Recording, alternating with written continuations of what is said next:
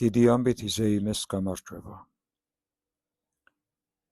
კახთ ბატონმა უხვად დააჯილდოვა ლაშქარი. მაინც დიდი ქება გამოჩინება და საბოძვარი წილად ხვდა თამაზ ვაჩნაძეს, შერმაზან ჩოლოყაშვილს, ჯაბა ოსტატსა და ქოხსალამურას, მაგრამ თავად კი კმაყოფილი არ იყო ბრძოლის შედეგით.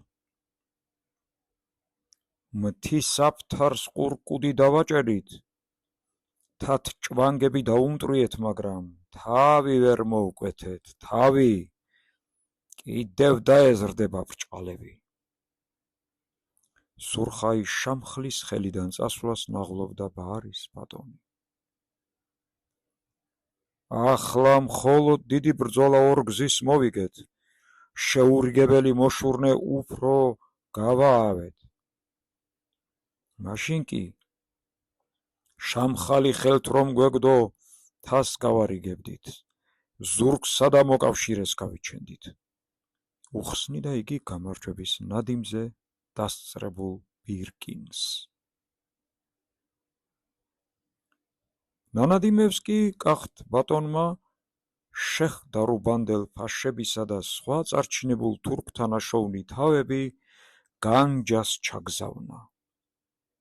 ირანის ახალმზესა და მბრძანებელ შაჰაბას, ნიშნად თანადგომისა და საერთო მტერთა მოსრვისა, ფერადოვნად წერდა მას ალექსანდრე. რამე თუ ოდესმე უთქვამთ, ულამაზესი და უსაყვარლესი ამ ქვეყანაზე არის თავი მოკვეთილი. ყველაზე უფრო საძულველ მტრის, ამიტომაც მოგვირთმევია. კახთ ბატონმა კარგად იცოდა, რომ განჯა სრულიადაც არ იყო შაჰი, მაგრამ დაე ეჭვიან შაჰს ეგონოს, რომ კახთ ბატონი მუდამ ასე ახლოს გულისხმობს ირანის ახალ ბრძანებელს. თან ესეც იცოდა, რომ შაჰ-ინ-შაჰის სახელზე ბოძებულ ულამაზეს საჩუქრებს განჯის ხანი უმალ გაგზავნიდა ირანს, მით უფრო რომ კახთ ბატონი კვლავ აფრთხილებდა შაჰაბას თურქთა ახალი ლაშქრობის სამზადისზე განჯისა და კახეთის წინააღმდეგ.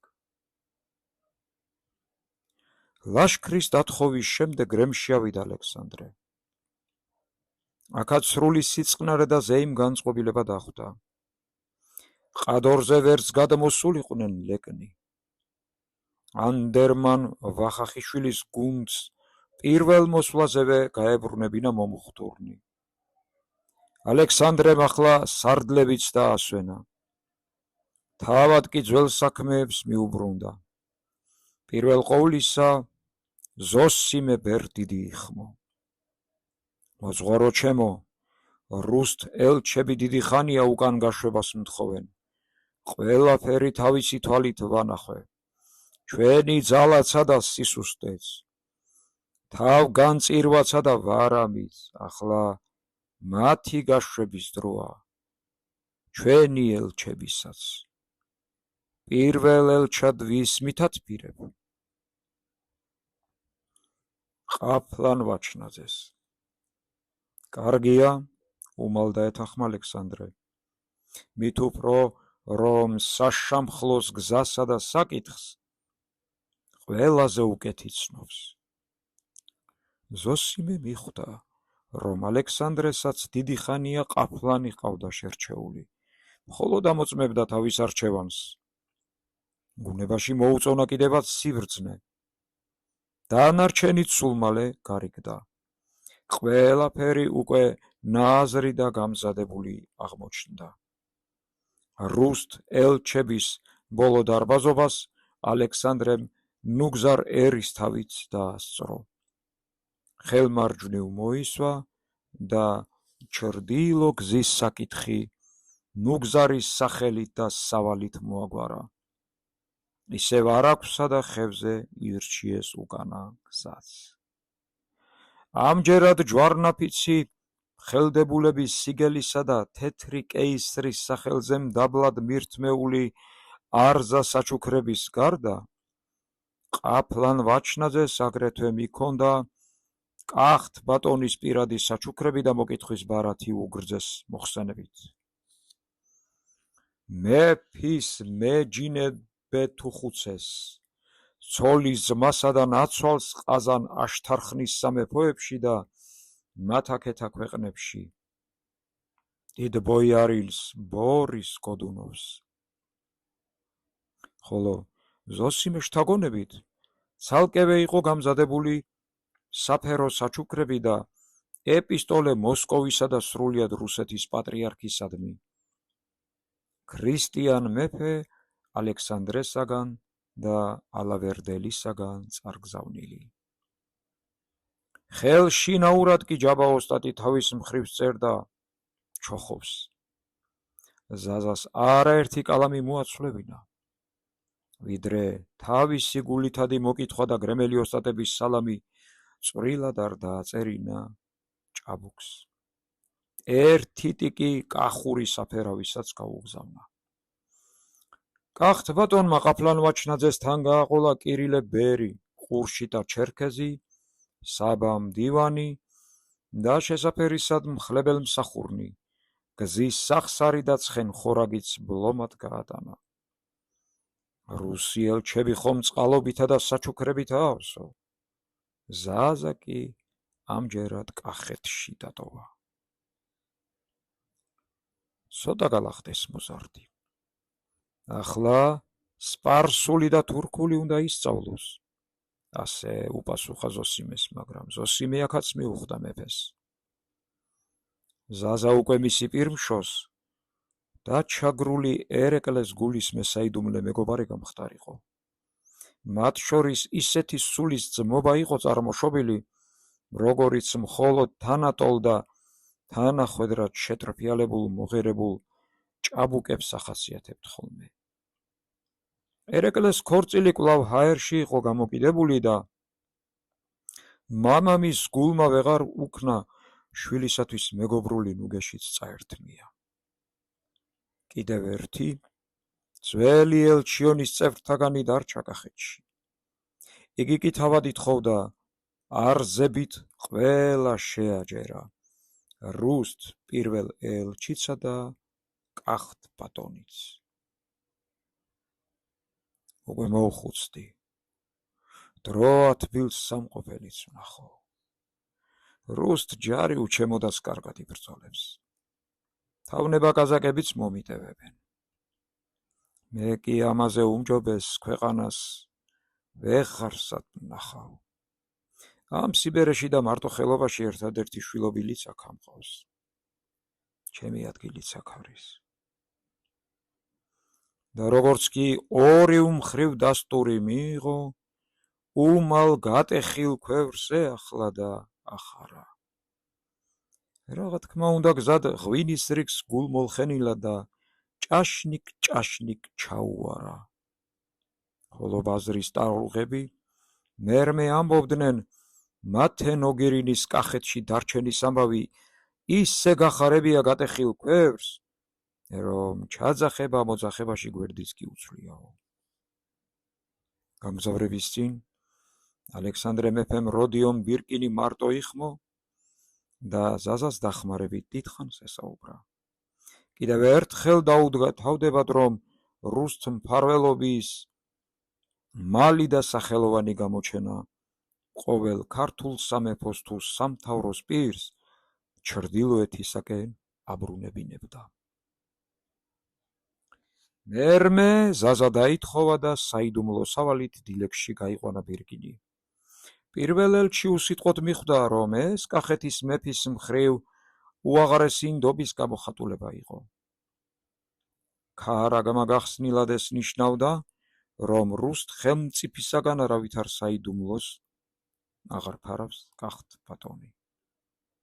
დილეგის კარის გაღებისას დავით ჯანდიერმა ფრიად გაიკვირვა. თავიც კი ვეღარ შეიკავა. მეფეო ბატონო, ეს პირველი შემთხვევაა უცხო კაცი მენახოს აქედან მოსული. ალექსანდრემ ხმაში ჩუმის საყვედური უგრძნო. არა უშავს რა ჩემო დავით, ჩვენ ახლა დიდი და აშკარა გზა თუ გვიხსნის, თუ არა საიდუმლო სორო სავალი. სასწრაფოდ ყურში დაახმობინა და თავად ელიმ შამხლის საკანში შევიდა, რუსთ ელჩიცთან შეიყვანა. სწორედ ის საკანი იყო, სადაც ოდესმე მისი ძმა ქაიხოსრო, აც ნიკოლოზ რუსთაველ მარტყოფელი ეპისკოპოსი მრავალ წელს იჯდა. მაგრამ როგორ არ გავდა მაშინდელ ბნელ ჯურღმულს ახლანდელის სამყოფელი. სარკმლიდან ახლა შესანიშნავი გადასახედი იყო ქალაქზე. თავარანგელოზე, დიდ სასახლეზე. საკანი შიგ მოპირკეთებული იყო, ხალ-ფარდაგებით მოფენილი, რბილი სავარძლითა და ქართული სკამ მაგიდით გაწყობილი. საპატიო პატიმრობაში ჰყავდა ალექსანდრეს, თავისი მომავალი მცახალი. სულაც არ აკადრებდა ციხეს, მაგრამ სურხაი შამხალი მაშინ ეჭვს აიღებდა და ელიმ შამხალსაც ძალა დაეკარგებოდა და მნიშვნელობაც. სტუმარ პატიმარი კარგ ფერზე და ჯანზე იყო. პატივი არ აკლდა და ჰაერი. იმედი კი დიდი ჰქონდა. რუსეთ კახეთ სურდა მისი გაშამხლება, ეს კი ბევრს რას მენიშნავდა.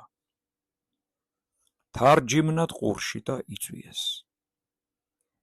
ალექსანდრე ამ საკანში ჭადრაკის ახალ ხელს უწყობდა სურხაის შამხალს. ელიმ შამხალს შუამავლად ჩაუდგა და ასეთი კვანძის შეკრა. თერგის ციხიდან რუსნი ილაშქრებდნენ ტარკს.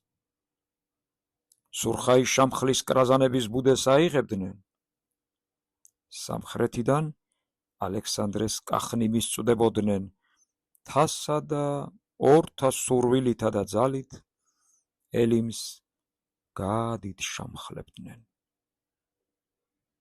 ახალი შამხალი კი რუსთ მფარველობის ქვეშ შედგებოდა. ასეთი საიდუმლო გეგმა შესთავაზა მოსკოვს ალექსანდრემ. ბირკინი კმაყოფილად იშმუშნიდა ხელებს. ხელდებული კახთ ბატონი თისიქითაც ახალ ხელდებულებს უძებნიდა და გვრიდა თავის მაღალ ხელმდებელს. საშამხლოს ვითარება მაინც ფრიად მომწიფებული და ადვილად მოსაგვარებელი ჩანდა. მრავალი სხვა უფრო შორს მიმავალი, მაგრამ ჯერ მომწიფებელი გეგმა ალექსანდრემ ყაფლან ვაჩნაძეს გაანდო და მათი ზეპირად გამხელა და ავალა.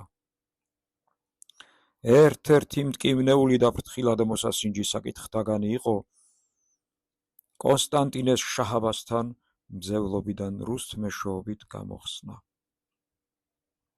მაგრამ ალექსანდრესაც და ყაფლანსაც კარგად ესმოდათ, რომ ამჟამად ამაო და იქნებ მავნე ოცნებაც იყო ასეთი ცდა.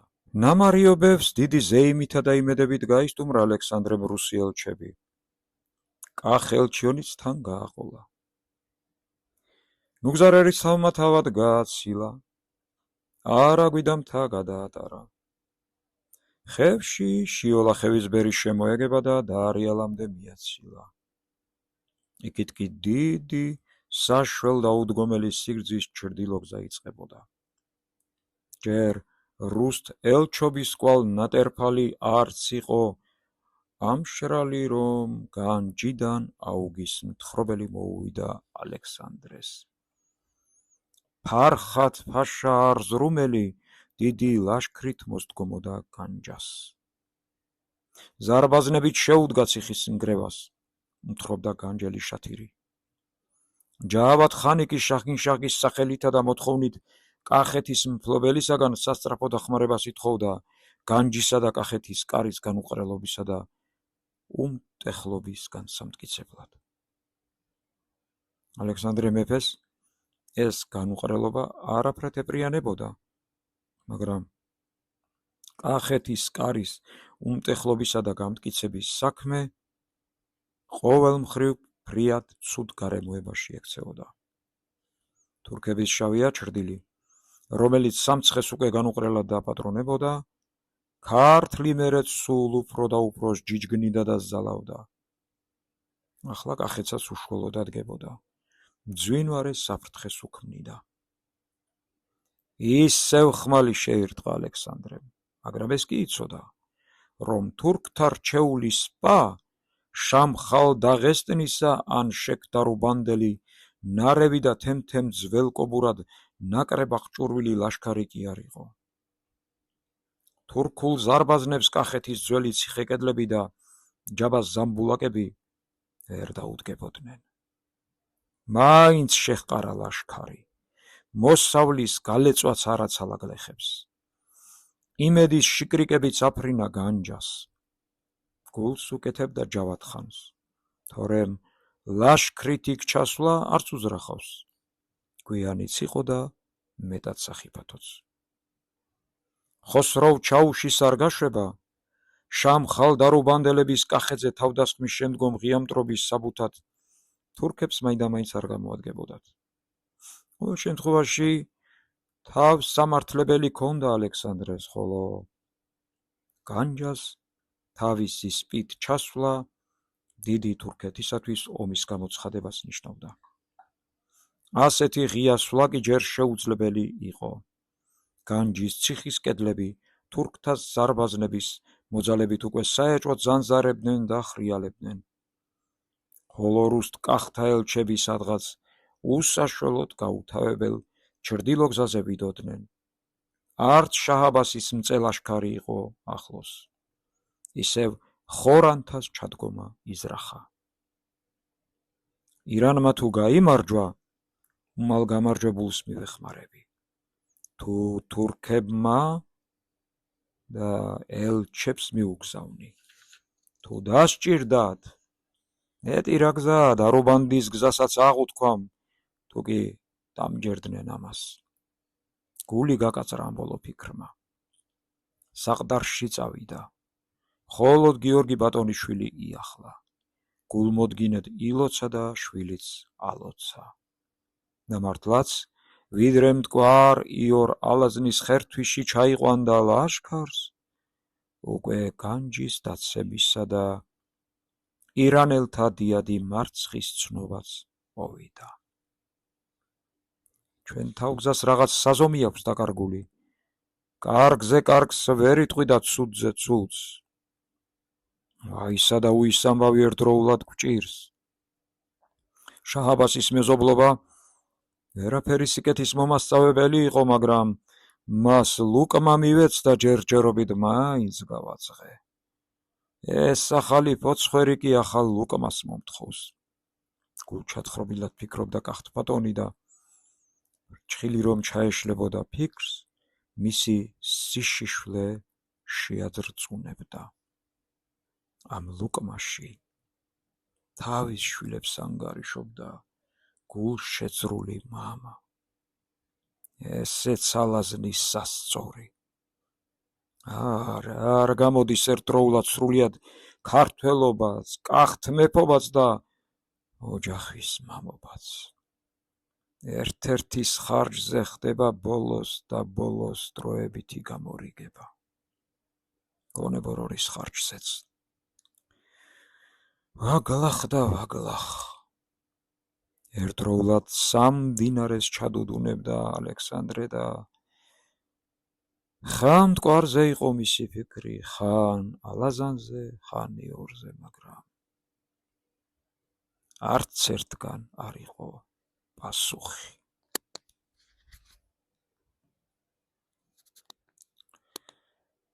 განჯის მხრიდან ირანული ლაშქრის ლტოლვილნი მოაწყდნენ კახეთს. თავად განჯელი ჯავად-ხანი შემოეხიზნა მტკვრის ჭალებს. კახეთის მეფე ბატონს თავშესაფარი და შველას თხოვა. ეს ზღა აკლდა ჩვენ საფუნგულ საქმეს, ყრუთ წამოიძახა ალექსანდრემ. ირიქით, ბატონო, ფარხად-ფაშასთან პირს სასწორებლად კარგი იქნებოდა, ჩააწვეთა ომან ჩოლოყაშვილმა. ალექსანდრეს ისეთი გრძნობა წამოაცხრა, თითქოს გველმა ჩაუსისინა ყურთან. კარგად მიუხვდა, რას თავაზობდა ომანი, შემოხიზნული სტუმრის ზურგზე ფონს გასვლას. აი რას. სახეზე ხელები იფარა ალექსანდრემ. ოდესმე არც დაფიქრდებოდა, მოსმით გადასჭრიდა ამ საჭოჭმონო საკითხს. ახლა კი, მამა, მეფე და ქართველი მასპინძელ ადამიანი ებრძოდა ერთურთს. სამი მდინარის ხერთვის შეიდგა ალექსანდრე და სამად იბზარებოდა. ზნეობისათვის სადღა არის აქ ადგილი. სადღა, ფიქრობდა იგი და დახუჭულ თვალებში ზოსიმეს გრძელი და თეთრი წვერი ელამდებოდა. ბერდიდი მაახლეთ წამოიძახა და ხელი იშვა. თვალები გაახილა, გაღმა უწვდინა. იქ ჯავათხანი იდგა და მის პასუხსელოდა. არა, არ არის საჭირო, ხელი ჩაიქნია ალექსანდრემ. უღარ შეაწუხებთ ზოსიმეს და უკვე გამოცვლილი კილოთი უბზანა ჯანდიერს. ჯავათხანს შევხვდები. მოვაკნის ჭალაში დამალავ, კლდის საფარში. მისი გადამოსვლა არავინ არ უნდა შეიტყოს. მე ჯერ ვერ მივიღებ. ჯანდიერმა მტკვარში შეაგდო ცხენი. მას 5 შერჩეული მხლებელი მიხვა. მტკვარი კი ამღვრეული დიოდა. კახელნი განაბულნი ელოდნენ შემოსევას.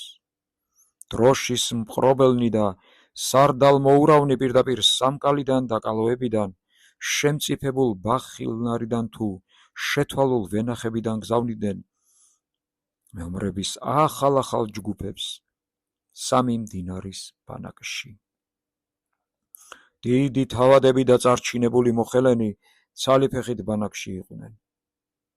მეორეთი კი სახიზრად ამზადებდნენ ცოლშვილს. შიშიანობა და ჭორიანობა ჩავარდა ალაზნის პირზე. მერმე მთელ ველს გაედო. მალე მტკვრის გაღმა განჯა-შექის გზაზე თურქთა დიდი ლაშქარი გამოიშალა. აქ გზა იყრებოდა ერთი სანაოზე, ძნელ ფონს მოადგებოდა და კახეთში გადმოდიოდა. აქ კახთა მხარეზე სანაპირო კოშკი მტკვარ სამზირი იდგა, ხოლო მეორე გზა მტკვრის მარჯვენა ნაპირს ჩასდებდა და კახეთის ნაკუდალის მოვლით შეკ-შემახას გზას უერთდებოდა. განჯის აღების შემდგომ თურქთა ხელში ვარდებოდა ეს გზა, ასე რომ მათ ახლა კახეთის გარეშეც შეეძლოთ შეკ-დარუბანში გასვლა. მტკვრის მარცხენა ნაპირზე განაბული კახნი გულისცგერით უმზერდნენ, საით აიღებდნენ გეს თურქნი. ცურვით გამოსულმა გაღმა მზირებმა ამცნეს ალექსანდრეს, რომ 10 ზარბაზანი და მრავალი ზამბულაკი უკვე მოეტანა გაღმა ლაშქარს. სანაოსთან და ძნელ ფონთან თურქნი შედგნენ და დაბანაკდნენ. მტკვარ სამზირიდან ზვერავდა ალექსანდრე გაღმა ბანაკს. მის თვალს არ გამოპარვია, რომ თურქნი ჯერ ტყეს დარეივნენ და სატივე ხეები წამოაქციეს. ალექსანდრე ლაშქარსაც ამზადებდა და ელჩებსაც არჩევდა.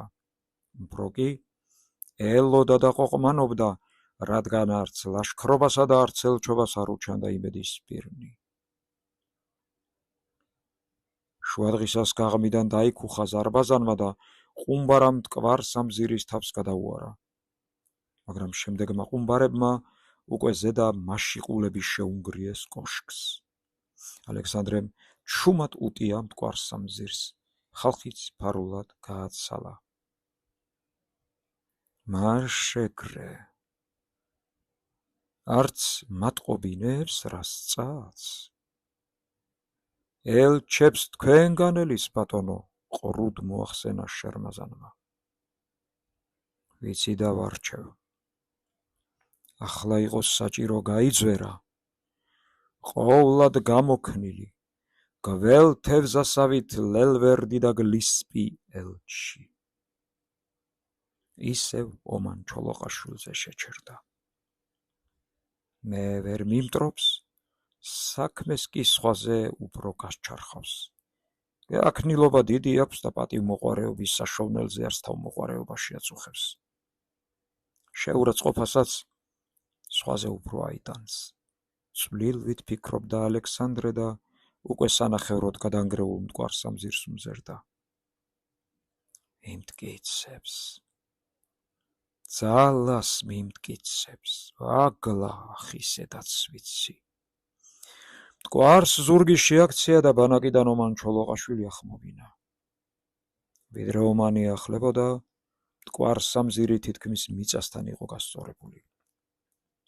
ეახელ ფარხად ფაშას. გამოჰკითხე რა ისწაც.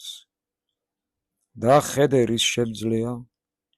უომრობის პირობანი გაიგე და მისვლა მოსვლა. ელჩობა თათბირებით დრო და ვითარების სრული გაგება მოგვაგებინე. გრემს თუ მშვიდობით დაუბრუნდით, სახურთუ ხუცესობის სახელოსაც შენ ჩაგაბარებ. ჩოლოყანთსა და მამულსაც შენ გახვედრებ დამსახურებით. ჯერ კი ოქროს კვერთხი მიიღე და მეფემ ოქროს თავბურთიანი კვერთხი თავად ჩააბარა ნაამებ ომანს. სახლთუ ხუცესის ოქრო კვერთხიანი ელჩობა დიდ პატივს დაგდებს ფარხად ფაშას თვალში. ახლა შენიცი. მტკვარი თუ გადმოლახეს თურქთა, პირველი შენი მამულია ხვდება უფადარს. აბა, ერთობლივ კახნი შენი კვერთხისა და ხერხის შემხედვარენი ვართ. კეთილად გაისარჯე. და მალე მარცხენა შენაკადია მტკვარში მოზრდილი ტივი ჩაცურდა. კახეთის ელჩი ომან ჩოლოყაშვილი ცხენდა ცხენიდგა ტივზე და თავისი მცირე ამალით გაღმა ნაპირს ეშურებოდა. და ვიდრე თურქთა ზარბაზნებმა არ შეწყვიტეს გუგუნი, ომანს მაღლა აღმართული ოქროს კვერთხი არ დაუშვია. მერმე კი ტივი მიადგა გაღმა ნაპირს.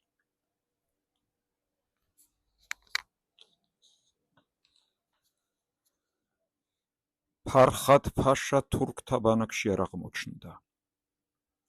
კახთა ელჩი უპატიოდ მიიღეს. უმალ განჯას გაგზავნეს. არც იქ დახვდნენ პატივით.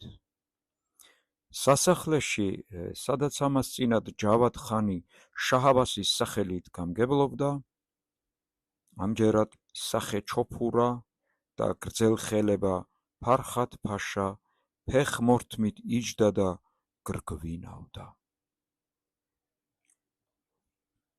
დარბაზში თვალახვეული შეიყვანეს ომანი.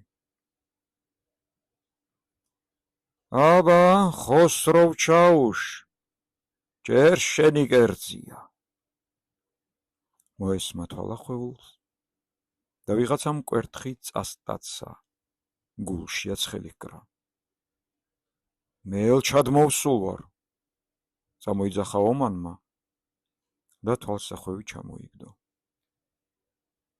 მეც ჩაუშად ვიყავი დელი ისკანდერთან გრემს. ომანის წინ ხოსროვ ჩაუში იდგა და მძვინვარებდა. სამაგიეროს უხდიდა. მაღალ ტახტრევანზე კი ფარხად ფაშას ცალი თვალი მოეჭვდა და ყბაღიად იღიმებოდა. მედიდებულ სარდალთან, ფარხად ფაშასთან მოვსულ ვარ და არა უსაქციელო ხოსროვ ჩაუშთან. ღირსებით მიუგო ომანმა და ფეხი წასდგა. მაგრამ ხოსროვ ჩაუში ისევ გადაეღობა.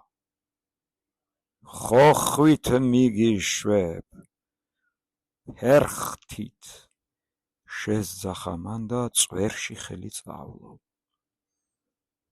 აქეთ-იქიდან ჩაფრები ეკვეთნენ და მუხლის თავებზე დააგდეს, მაგრამ ომანი არ დაიბნა. ჩემი შეურაცხყოფა ფარხად-ფაშას შეურაცხყოფაა. მე მის კარზე მოსული ელჩი ვარ და ჩემი ჭაღარა წვერი მის ულვაშსა და სახელსაბია ამჟამად. შეურაცხყოფაც თქვენთვის გადმომილოცნია. ომანმა ხელი იტაცა წვერზე, მოზრდილი ბღუჯა ამოიგლიჯა და ფერხთით მიუგდო ფარხათს. ისიც იგრძნო, რომ უზურში მოარტყა. აღარ შეეპუა და ახლა ხოსროვ ჩაუშს მიუბრუნდა.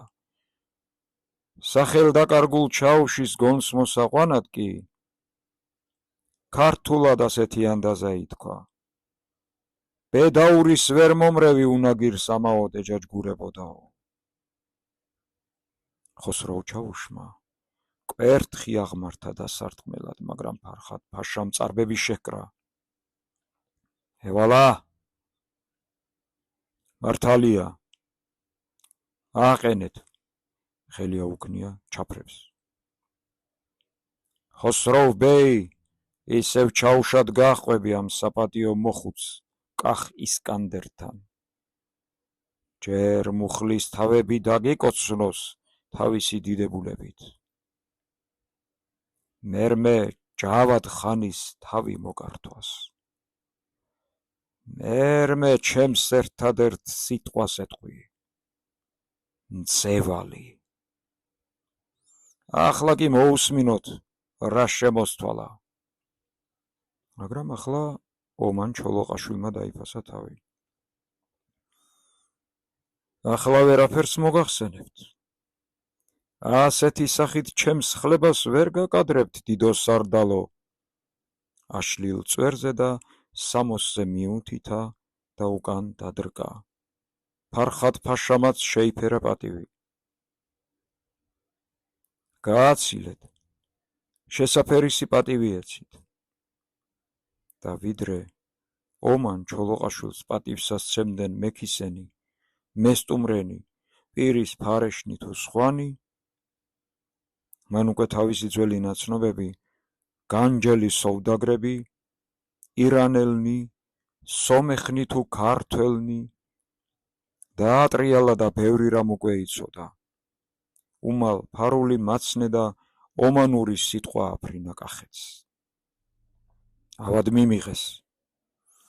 ფარხად-ფაშა დარუბანდ ტარკს მიდის შამხლის მოწვევით, თერგზე ციხის ჩასადგმელად, რუსტ გასაძევებლად. კახეთი გზად უნდა, ვფიქრობ, ხოსროვ ჩაუშის ჩაგონებით, თორემ შექის გზას ირჩევდა. ჩვენგან კი მძევალსა და ჯავად ხანის თავს დასჯერდებოდა. ძალა და ზარბაზნები ვლომად აქვთ. ბრძოლა ამაოა. ჩაუშად ხოსროვ მტარვალი წამოვა. ჯერ თქვენ დასამცირებლად, მერმე კახეთის რბევის უშუალო საბაბის მოსაპოვებლად. ალექსანდრე მეტად ჩააფიქრა ამ ომანურმა. ტყის კარვის კარი გამოაღო და მტკვრის პირს მძიმედ ჩაჰყვა. ბინდში ჩაბუბნული მტკვარი ცოცხალ არსებასავით იძროდა და იზმორებოდა. მომდგარი უღრანი კი შავ აშიად გასდევდა მდინარის ტანს. გაღმა ქვევით მრავალი კოცონი ენთო და შორიდან მტკვრის მარჯვენა ნაპირი ქვევით ჩამოვარდნილ ღამის ცას გავდა. აკეთა მარცხენა მხარე კი პირიქით გლოვის ბინდით იყო მოცული. აქ სადღაც იდგნენ კახნი და სევდიანად შეჰყურებდნენ ლამაზი ვარსკვლავეთის სახით მოვლენილ უბედურებას. ალექსანდრე ჩაჯდა მტკვრის პირას და უფიქროდ კენჭი აიღო რიყიდან. მაიცა და მაინც ორი შეხვდა. ამ თავისთავად უმნიშვნელო შემთხვევამ შინაგან სათვალავს ამოუნიშნა რიცხვი და მტკივნეულად განშინ გააზრახვას დაუმთხვია. მეხსიერებაში ომანური გულის კენჭების ჩხრეკით ისევ გადაცხრილა, გაზომ გამოზომა, ერთ სირმაზე ააცვა. ძირითადში თითქოს ყველაფერი გამოსდიოდა გარდა ზნეობისა.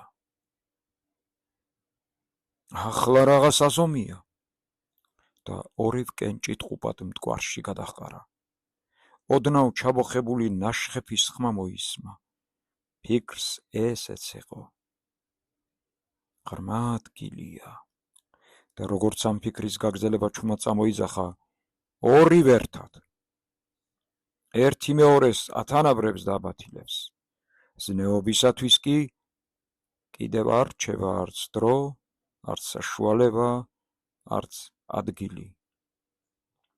ღრმა მორევი ყოფილა. ფიქრმა აღარ გაურკვია, რომელ მორევს გულისხმობდა, მტკვრისას თუ ცხოვრებისას, თუ ორივეს ერთად. ზეწა მოიჭრა, ფეხი დაჰკრა, უმალ ზურგს უკან მუხის ჩრდილოში მეაბჯრე აეტუზა. ჯანდიერი და სულ მალე ორი სახე ახვეული ჩრდილი ცხენდა ცხენ აჰყვას სამუხის ბილიქს. კლდის სამალავთან ჯანდიერი ჩუმად შეეხმიანა კახმძვერავებს და კლდის ხაროში შეატარა მეფე. კლდესთან შეხამებულ კარს იქით სინათლით განათებული სადგომი იყო. ალექსანდრეს ჯავად-ხანი და მისი შეიხი ფეხზე ამდგარ ნიშე ეყარნენ. მოკლე სალამი თქვეს. არც ერთს არ უდგებოდა გული. ისკანდერ გურჯს დიდად დაუფასებს ყოვლის შემძლე შაჰინშაჰი დახმარებასა და ჩემს ხსნას. ბედნიერი ვარ, ჩემი სიტყვა და საქმე ვანახო ირანის მნათობს. ნაჩქარევად უპასუხა ალექსანდრემ და პირდაპირ საქმეზე გადავიდა. მაგრამ ბრძოლას ავიპირი უჩანს. თავად განსაჯეთ. ალექსანდრემ ხელები გაშალა. იგი თუმც კლდის ხაროში იჯდა, მაგრამ თვალწინ ისევ ვარსკვლავებით მოჭედილი მტკვრის გაღმა მხარი ედგა. მეტად ცუდათაა საქმე, თუ ასე მოკლე სიტყვა მაკმარა პირველ შეყრიშამს. გაიფიქრა ჯავად-ხანმა და თავი ჩაქინდრა. მაგრამ წყალწაღებულის ხავს მაინც მოეკიდა. ფიქრობ, შაჰინშაჰის მაშველი მალე მოვა. იქნებ დავაჩქაროთ მათი მოსვლა. საქმის ვითარებაც ვაუწყოთ დიდ შაჰს. ალექსანდრემ ჯავად-ხანის სიტყვას თავისი ნაზრის ნასკვი გაუკეთა და გაუკვანძა. მე გავარიგებ. ირანს უვნებლად ჩააღწიოს ცნობის წამღებმა და რომ აღარც ყოყმანისა ან არჩევანის საშუალება დარჩენოდა ჯავად-ხანს, გადაწყვეტილად დასცინა. ახლავ თან წავიყვან. დიდებული საქმეა, ოღონდ თუ კი და ჯავად-ხანი მაინც შეყოყმანდა. ეს ჩემზე იყოს. აქ დაგფარავ მაშველის მოსვლამდე. მოსაუბრენი ურთიერთის ფიქრებს უპასუხებდნენ, არა უშუალო კითხვებს. ფარხად-ფაშას ჩემი თავი ურჩევნია განჯას. კახთ-ბატონმა ესეც გაუგო ჯავადს. ეს ნიშნავდა, ალექსანდრეს ალბათ ჩემი თავის მიცემა ურჩევნია კახეთის აკლებას.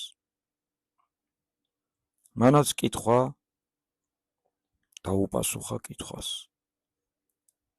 შაჰინშაჰს რომელი ურჩევნია? ეს არის მთავარი. განჯის ლაშქრის ნარჩენის თუ სარდლის ჩაბრძანება ირანს? ლაშქარი ბევრი ყავს შაჰინშაჰს, ამაყად მიუგო ხანმა. სარდლის რჩეულობა სიტყვის გამორიცხვით აგრძნობინა კახთ-ბატონს. სიტყვას ვდებ, თუ მიუცილებლად მომთხოვა, ნარჩენს მივცემ. სარდალს კი მტკვრის გაღმა გავისტუმრებ მეგზური თურთ. შეიხ მურად? ახლა თავის მწერალსა და მრჩეველს მიუბრუნდა ჯავად-ხანი. საწერკალამი გაამზადე. თავადაც გაემზადოს. მასვე ვანდოთ შაჰინშაჰის ხლება. შეფარული ბრძანების კილოთი დაასკვნა ალექსანდრემ. კეთილი აზრია, საღიარჩევანი. ჯავად ხანმა აქვე ალექსანდრეს თანდასწრებით უკარნახა შეიხ მურადს უმდაბლესი აჯა. რა თქმა უნდა, შიკახთ ბატონის დიდი ქება ჩაიწერა. ირანთან თანადგომა, ომი თურქთა წინააღმდეგ. სპარსთა მიერ საიმედო თავშესაფრის პოვნა კახთა დიდი ბატონის მაღალ ჭერქვეში. ბოლოს თხოვნა იყო მალი მოშველების და საგანგებო რაყამ საჩუქრებისა კახ ისკანდერის სახელზე. წასვლისას ალექსანდრემ თან გაიყოლა კახურ სამოსში გადაცმული შეიხ მურადი. თავად დაწინაურდა ჯანდიერთან ერთად. ახლა ყური მიგდე. მე 2 სიტყვით ვიტყვი, შენ კი 4 საქმე ერთდროულად უნდა გააკეთო. ამ შეიხს 2 დღით ტყეში დამალავ. საიმედო კაცს ჩააბარე. არ ვინ გააკარო. მე ირანს საიდუმლოდ გასაგზავნა დაგვჭირდება. ბრძანება თქვენი? ბელქანთუშს ჩავაბარებ. კარგია. და ალექსანდრემ ახლა უფრო დაუწია ხმას. შენ თავად მცირე ჯგუფს შეკრავ. ყიზილ ბაშურს სამოს ჩააცმევ. მტკვრის გაღმა გახვალ. ნახი დურას უღრანში თავქუხილასთან დაელოდები ვისმე. ყველნაშუა დღეს იქ მოგივა. გასაგებია? დავითი მოუბრუნდა თავის მეფეს და სულ ჩუმად უპასუხა. დიახ მეფე ბატონო, ჯავად ხანი მომივა ხვალ ნაშუა დღეს თავქუხილას. ალექსანდრეს უნებურად გაეღიმა. მიხვედრილი კაცი უყვარდა მას. ახლა ერთი თავისი ნაზრახიც გამოსცადა. მაშ შენ მერმეც გეცოდინება რამ მწაც, გულთ მისანო. მაგრამ დავით ჯანდიერის გამოცდა არც ისე ადვილი იყო. შესანიშნავად იცოდა, სად შეიძლებოდა მიხვედრა მეფის რახვებისა და სად არა. არა ბატონო, მეტი ვეღარაფერი მიფიქრია. იქ დაუტარა ჩდებით. დღისით ფარხად ფაშას ჩაუში და ომან ჩოლოყაშვილი ჩამოივლიან გზად. ხოსროვ ჩაუში? სწორედ იგი. და ალექსანდრეს ხიწვი ჩაუვარდა ხმაში. ესეც გასაგებია. ხოსროს კოსრო და ხელი ხმალივით მოიქნია ჰაერში. მერმე სულ ახლოს მიაკრა თავისი ცხენი ჯანდიერისას, თითქმის ყურში უჩურჩულა. როდესაც მტკვრის პირზე გავიდნენ და გაღმა ნაპირზე მოჭედილ ვარსკვლავებს გახედეს, ალექსანდრეს უფრო სიღრმისეულად და მჭახეთ აღმოხდა. არც სიტყვა გატყდეს, არც საქმე წახდეს. მწვადიც უნდა დაიწვას და შამფურიც. ალექსანდრემ თავისი დამბაჩა დავითს გადასცა. მხოლოდ ახლა ნახდათ. არა ისე როგორც მაშინ. ახსოვს, ოდესმე. ცარიელი სამარე? დავითმა ხელის შეხებისთანავე იცნო. ისევ იგი. გურული ფიშტო იყო, ოდესმე ზოსიმე ბერდიდის დასასჯელად რომ გადასცა კახთ ბატონმა. ამავ დროს განჯის მტკვრისაკენ მოიჩქაროდნენ ფარხად ფაშას წარმოგზავნილნი. წინ მაღალი აბოზე აღმჯდარი ხოსროვ ჩაუში ამაყად ვიდოდა. ინით ნაღებ შეჟღალულ წვერს კოტიტათითებით ისწორებდა. ახლა კი მისი შურ შესაბრუნი დროც დადგა. იცის როგორ დაამციროს უტიფარი კახი ისკანდერი და მისიანი, რომელთაც ძალა არ შესწევთ. და ამაყობა კი არ დაუვდიათ. კარგად მოიგონა ფარხად ფაშამ, ხმალჩაქნეულად. არა, თავად ხოსროვ ჩაუშმაც პირი აულეს ამ ხმალს. სულ ბრალოდ ერთი სიტყვა გაასამა. კაცრ სახეზე ღიბილი ეპარებოდა ჩაუშს. ჯერ მეფე დედოფალმა მუხლზე და ჩოქილებმა უნდა ითხოვონ პატივი ჩემგანვე. თურქთა დიდი ჩაუშის შეურაცხყოფის გამო. ერბეკი სხვა წვრილმანის გარდა სამი სიტყვა. წევალი, ხარკი, გზა. იცის ჩაუშმა, რა შთაბეჭდილებასაც მოახდენს ჩაჩოქილებზე. ამიტომ იშურება, ომან კახთა ელჩმაც იცის, აგი ამიტომაა ფეხები რომ უკან რჩება, ბოლოში მოჩანჩალებს. მართლაც და ომანმა ყველაზე უკეთ იცოდა, რომ მარცხია უცდენელი იყო. ბევრი იჩალიჩა, მაგრამ ამაოდ.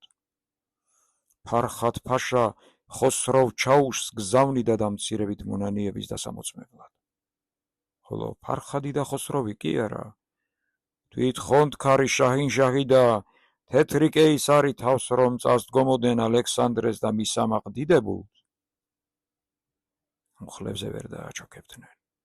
რბევა, აკლება, ფეხის მოტეხა ადვილად შესაძლებელი იყო, მაგრამ მუხლებზე დაყედება ისიც თავისინებით კი არა. ბოლოს და ბოლოს კი არაფერია, ფიქრობდა ომანი. აი თავად დიდებული, ოქროს კვერთხოსანი ელჩი, საახთ ხუცესი და ერისთავყოფილი. ხომ იდგა მუხლებზე. მერმერა დააკლდა. კიდევაც დადგება, თუ კი ასე ვთქვათ, მუხლზე დგომის შემდგომ უფრო ამაღლდება. დიდების კიბეზე მუხლის ჩოქვით უფრო ხშირად და უფრო ჩქარად ასულა ადის ადამიანი. მაგრამ ალექსანდრე სხვა სიბრძნისა და კი მასაც და კახეთსაც მარცხიელის გარდაუვალი. ომან ჩოლოყაშვილმა ყოველ შემთხვევაში კეთილი ურთიერთობა და ხათრიჯამობა დაამყარა ფარხად ფაშასთან.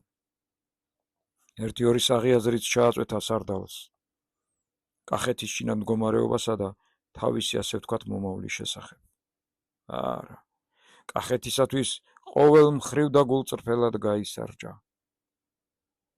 კვლავაც გაისარჯება, მაგრამ თუ ვერ აუსაშველა, მიიღა გაუმტყუნებს, თუ მაინდა-მაინც იგიც არ ჩახვა საფლავში.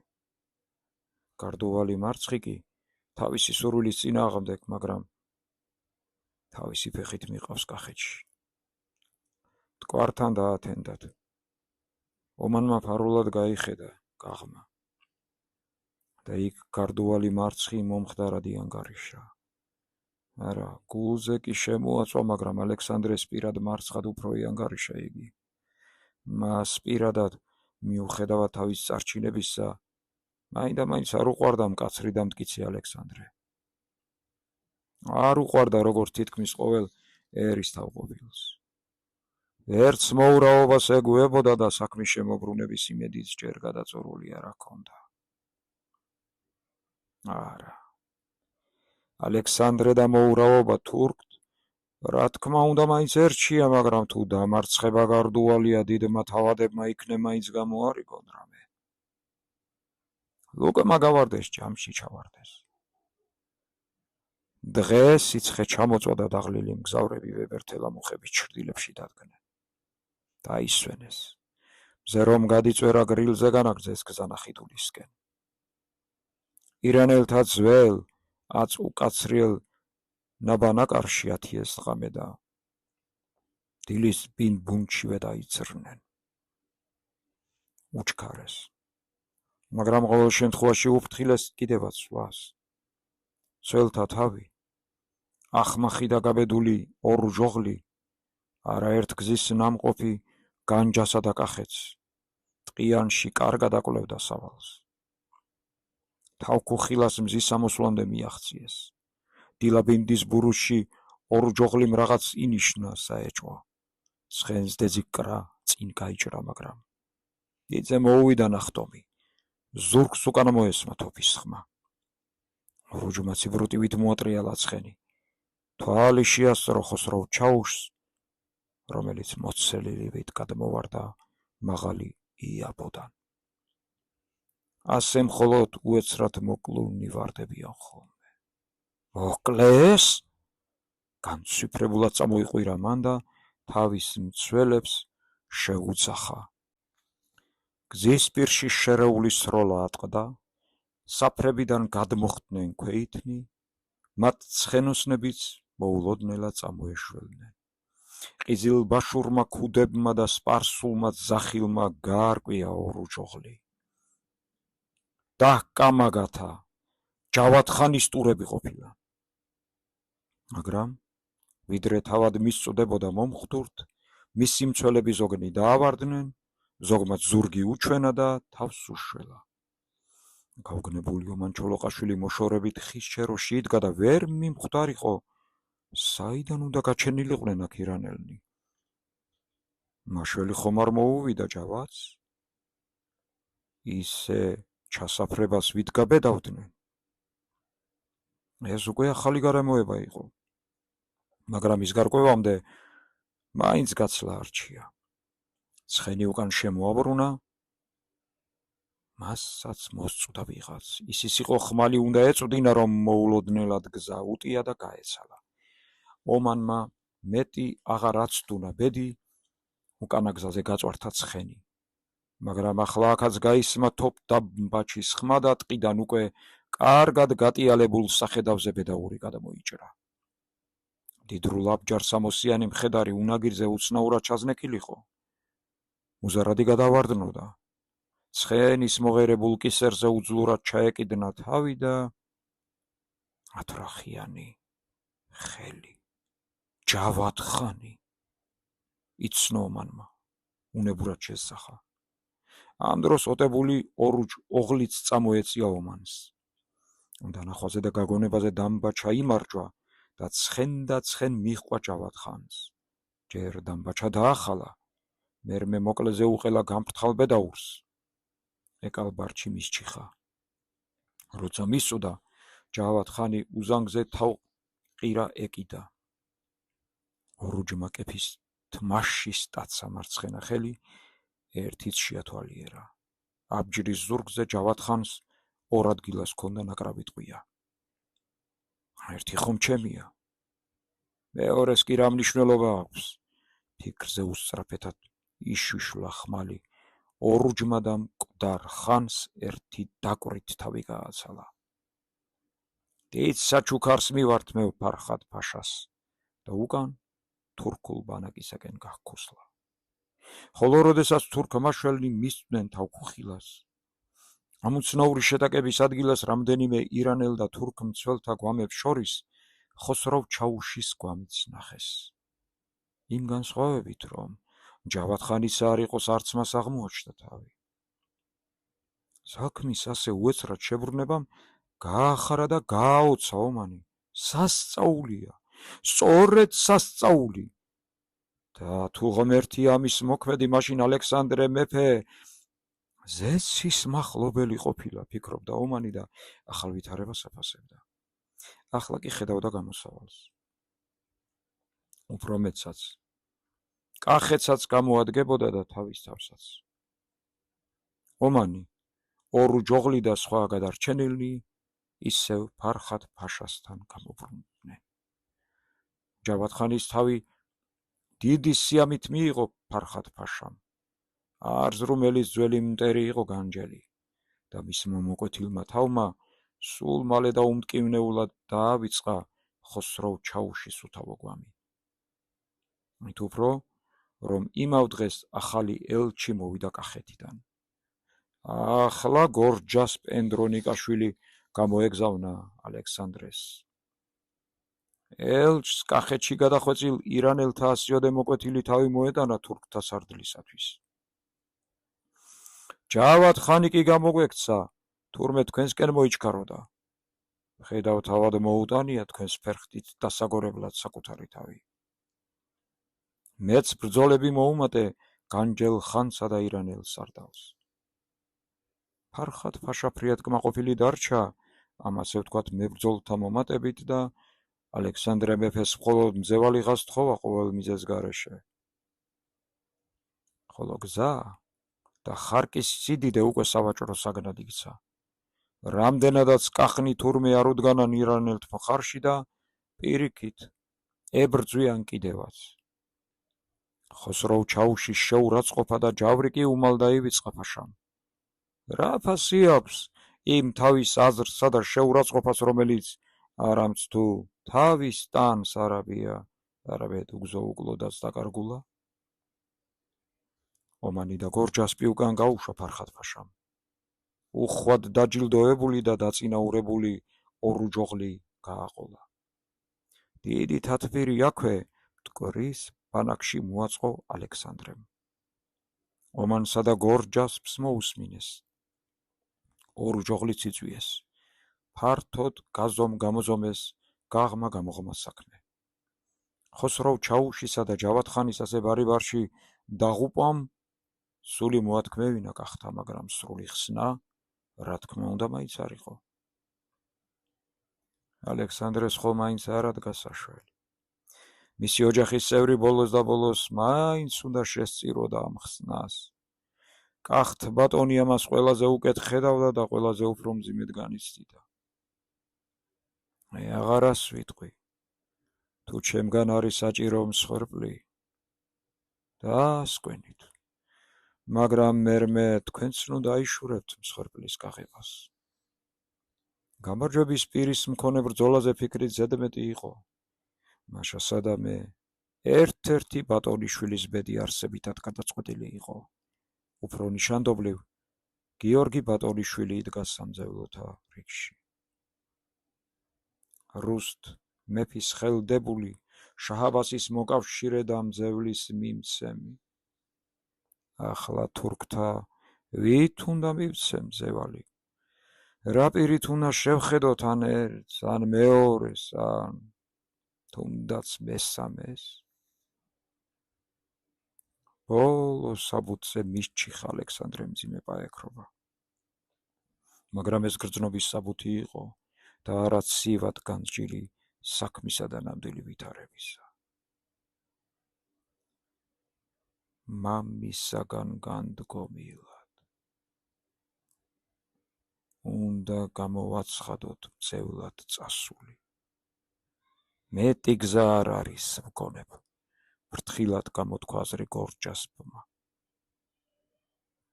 ეს 14 წლის ჭაბუკი? სრულწლოვანი მაინც იყოს, ვინ დაგვიჯერებს?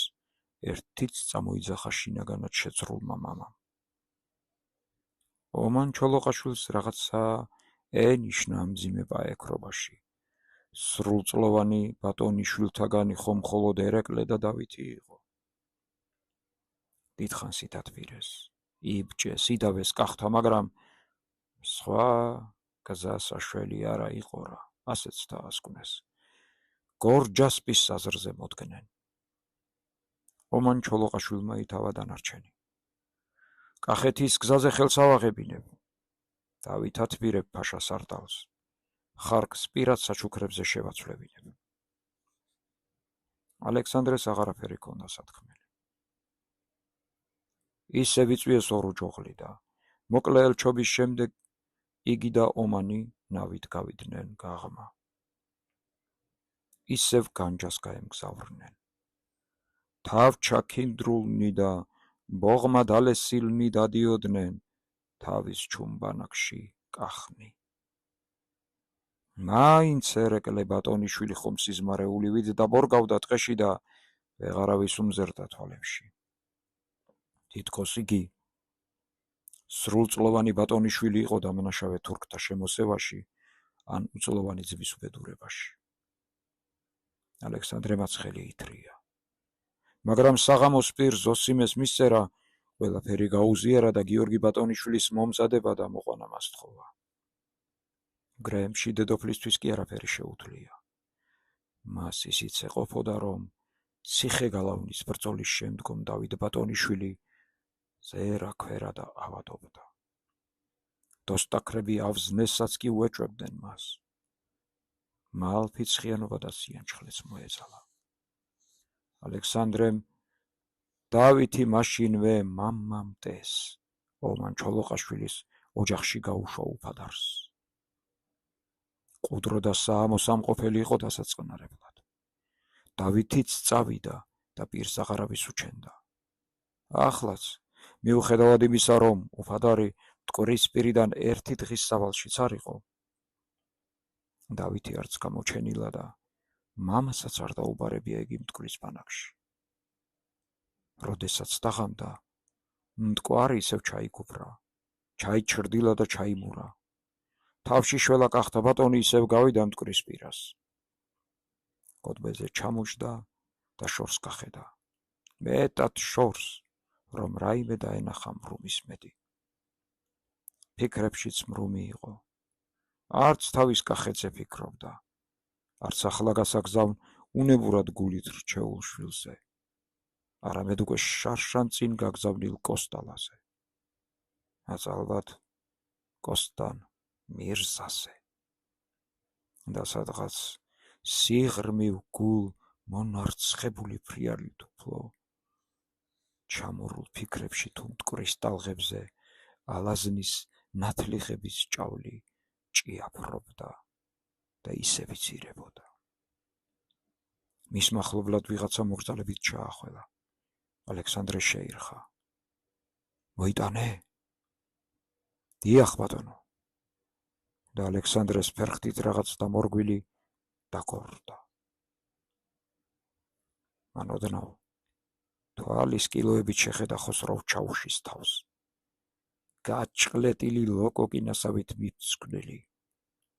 ბიბილო დაგრძელებული ყური მოხვდა მზერაში. სალისაყურის ნაცვლად ახლა გრძელი საბელი ქონდა ჩაყრილი. ხოსროს კოსრო. ძველ ბრაზიანის სიტყვა მიაწვა სასულეს.